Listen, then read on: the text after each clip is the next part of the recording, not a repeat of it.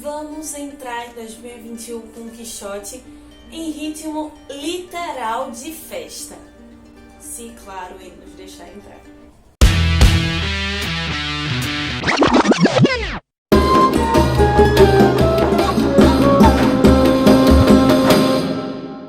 O que temos para hoje, Sanchos e Dulcineias? Eu sou a Larissa Bertolini e você está numa Garota Quixotesca. Mais especificamente no primeiro episódio do nosso segundo ano da jornada de leitura conjunta. Todas as últimas segundas-feiras de cada mês, nós viemos aqui conversar sobre alguns capítulos que nós lemos de um dos melhores livros da literatura ocidental, o melhor livro da literatura espanhola.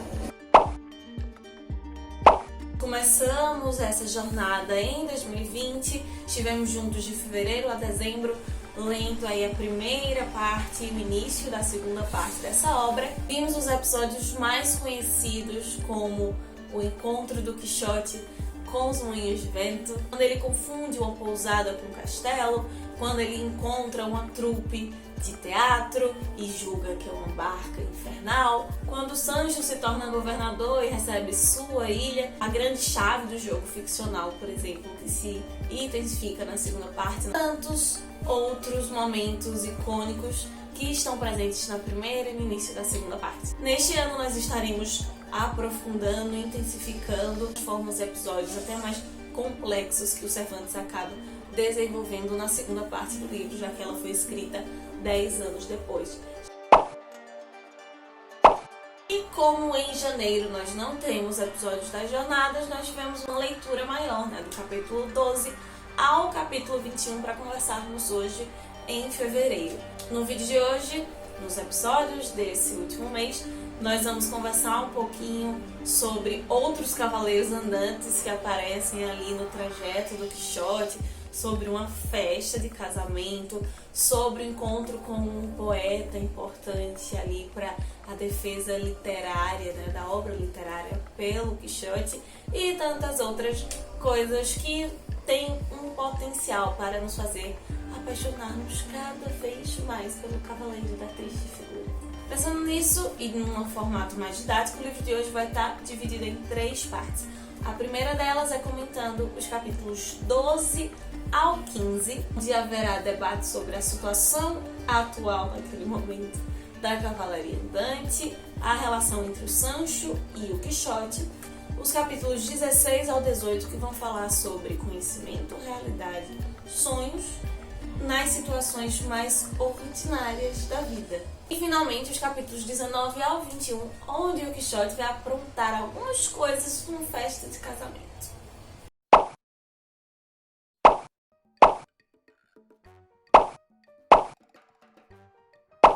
Na primeira parte nós vamos encontrar mais um cavaleiro fake, novamente o Sansão Carrasco junto com o padre, tentando ludibriar ali o Quixote, passar-se por um cavaleiro para combatê-lo e por fim fazê-lo voltar para casa. Todo esse jogo de contrastes que o Cervantes vai estabelecer entre os cavaleiros brigando por suas damas para saber quem é a mais bela e os servos brigando pelos seus senhores para saber qual dos dois é o melhor cavaleiro. E a atuação do Sancho, ela vai ser crucial não simplesmente nesse momento, porque o Sancho vai impedir que o Quixote mate o Tomé e o Sansão Carrasco, mas não sei se é a percepção de vocês, pelo menos a leitura deixou isso um pouco claro, que esse prendimento do Sancho, essa freada que ele dá no Quixote, para o Quixote não cometer assassinato ali, acaba servindo de referência para as próximas atitudes dos próximos capítulos do episódio de hoje. Os cavalos, do duelo que no final das contas não acontece por causa os animais ali param e empancam, ou se a própria natureza, o universo dando sinais para o Quixote.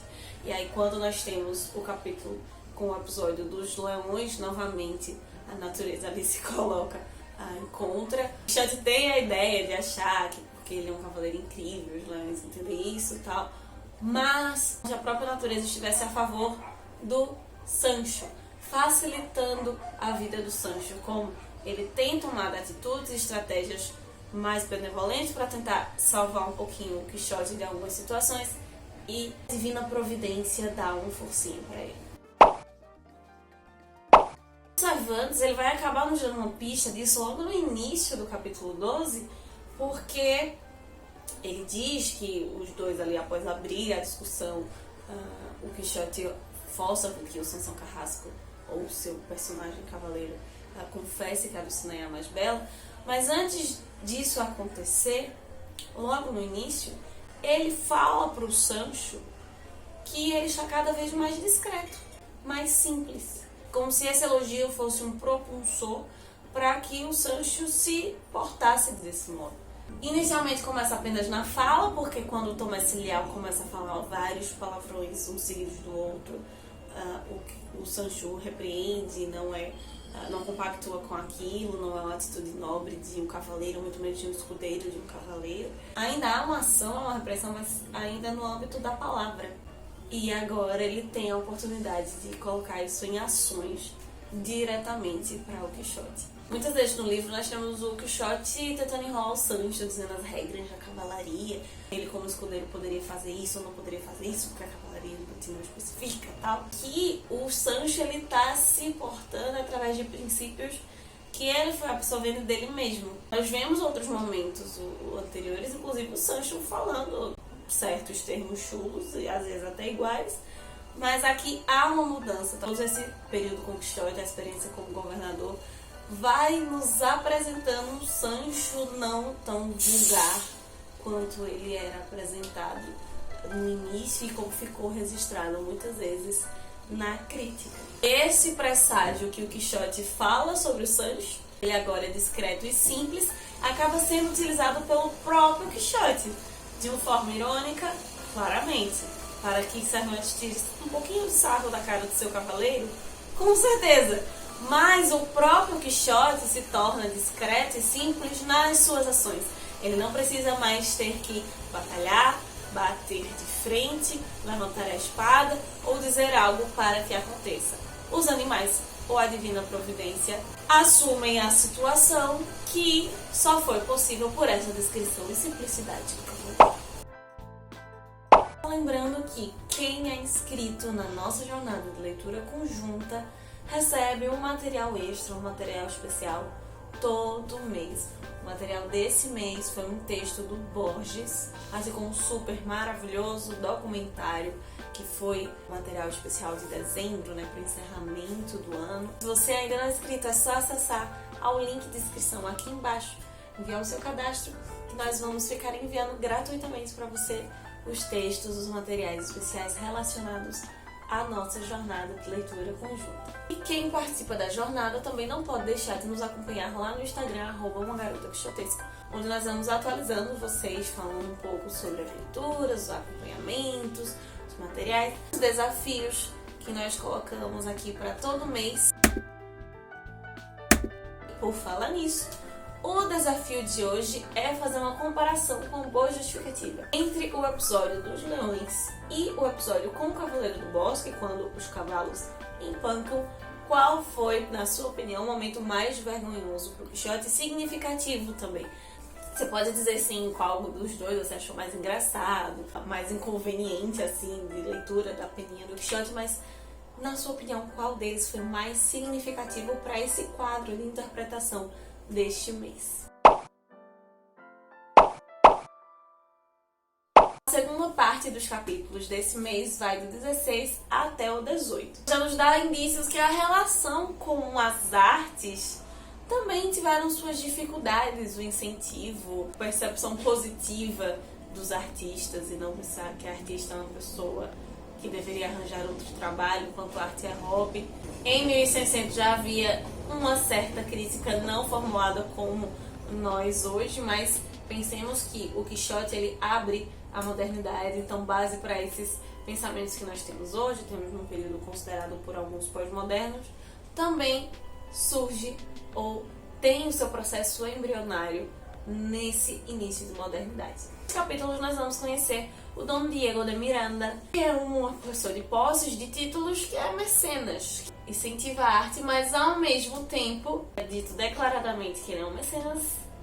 O seu filho é poeta e não recebe consideração pelo seu trabalho. E abriu seu coração com essa confissão para o Quixote vai tomar as dores desse pequeno jovem poeta em construção e falar ali com o pai, quase que uma defesa da arte, do artista do ponto de vista individual. O pai não deveria frustrá-lo e sim incentivá-lo. Só que a contradição que vai ocorrer vai causar um questionamento sobre esse argumento do Quixote para o Dom Diego. Antes do episódio dos leões, onde ele é totalmente ignorado, tem um acontecimento antes e que eu acho que seja o mais importante e mais significativo, quando o Sancho compra os queijos e bota no El, o Quixote vira e eles escorrem como se fossem os miolos do seu cérebro estivesse derretendo. É um atestado visual de que o Quixote é louco, correto? Tudo bem. Isso acaba sendo, na minha percepção, muito mais potente que a própria relação com os leões. Porque os leões ali é um golpe de sorte, de certa forma, porque os felinos não estavam nem aí pro Quixote. O momento do queijo chama mais atenção para o Quixote em si do que para a situação externa. A situação com os leões, nós focamos nos leões, rimos do Quixote, mas a ação é promovida, ou a falta de ação é promovida pelos leões. Enquanto que no queijo é totalmente uma atitude do Quixote. Se não houvesse o episódio dos queijos, talvez não fosse tão significativo, tão forte o questionamento de Dom Diego sobre o Quixote, se ele é de fato um louco ou um sábio. E algo que aprimora essa ideia é quando, após esse questionamento, Quixote apresenta um discurso ali mostrando a diferença entre cavaleiros e cavaleiros andantes, quase da mesma maneira como Dom Diego está fazendo com a sabedoria e a loucura, como se cada um desses cavaleiros estivessem dentro desse espectro. E dessa forma o Quixote está meio que dando a si mesmo um atestado de que rótulo se encaixaria sobre ele. A sabedoria maior que o Quixote apresenta não é simplesmente o discurso que ele solta em cima dos leões, até porque podemos interpretar isso mais como esperteza, ou com toda a conversa até esse momento com o Dom Diego. O momento principal, na minha leitura, foi quando ele conhece o jovem Lourenço. No Cervantes existem pouquíssimos personagens que de fato escrevem literatura nessa obra. O Lourenço é um deles. Praticamente tem uma passagem de fato. Ele não está na obra, ele passa pela obra. Quando o Quixote o conhece e o elogia a si e as suas obras, pinça aquilo que há de mais ordinário na poesia do Lourenço. Aquilo que há de mais ordinário na sua forma, no seu conteúdo, na sua expressão. A primeira estrofe de um desses poemas, o poema Glossa, o Lourenço vai descrever a seguinte situação. E perceba que ela é um pouco familiar com outras obras, sem perder a sua originalidade. Glossa. A fin, como todo pasa, se pasó el bien que me dio fortuna. Un tiempo no escasa y nunca me lo volvió, ni abundante ni por taza. Siglos ha ya que me ves, fortuna, puesto a tus pies, vuélveme a ser venturoso. ¿Qué será mi ser dichoso se me foi tornar-se a isso? A fugacidade, talvez, algumas das fugacidades do Barroco estão presentes nessas obras. Isso consiste o elogio do Quixote, talvez seja o ponto mais interessante, que abra novamente a modernidade, é a expressão do autor. Talvez uma interpretação um pouco forçada nossa no século XXI, mas numa época em que a forma, a repetição de clássicos, a retomada de obras consagradas, a imitatio, era vista como maior valoração, o ponto auge de um poeta. Essas expressões ou esses temas tão repetidos que o Lourenço ele acaba retomando, mas escreve de uma forma tão única, né, como só Cervantes consegue fazer, apresenta essa visão do ordinário de um modo pseudo ali no início do protótipo, que seria do subjetivado, do individualizado. Uma singularidade desse poeta ficcional com os outros do seu tempo. Em a última parte, os capítulos 19 ao 21, nós vamos conhecer as bodas de Quitéria e Camacho. Que desde a minha leitura eu não consegui responder, e talvez você que esteja acompanhando tenha uma resposta para isso, por que foram estudantes, simples estudantes, o que é que eles tinham a ver para chamar o Quixote? Quem de fato é o louco aqui, o Quixote ou essas pessoas que estudam, que têm conhecimento e acabam chamando um louco para ir para o casamento? Nós temos aqui mais uma novela dentro da novela, a história de um casal. Essa das curtas, das que não se prolongam por vários capítulos, seja a mais articulada, né? Não à toa ela é tão famosa dentro da obra. Nós temos ali o Camacho, que está casando com a Quitéria, mas o Basílio é o seu ex-namorado, que burla ali a situação, né? Finge que está morrendo, casa-se com ela na morte, só que no final das contas ele acaba ressuscitando. Chegam de fato na festa, o Quixote não entra. É quase uma expressão novamente, voltando ao Dom Diego, dessa prudência, dessa sabedoria, loucura, porque loucos são os estudantes que levam, e o Quixote está sendo sábio, está sendo prudente em não entrar, em não estar na festa de fato. Sempre a fome do Sancho Panza é maior, e eles acabam entrando na festa. Se você não percebeu um Memento Mori,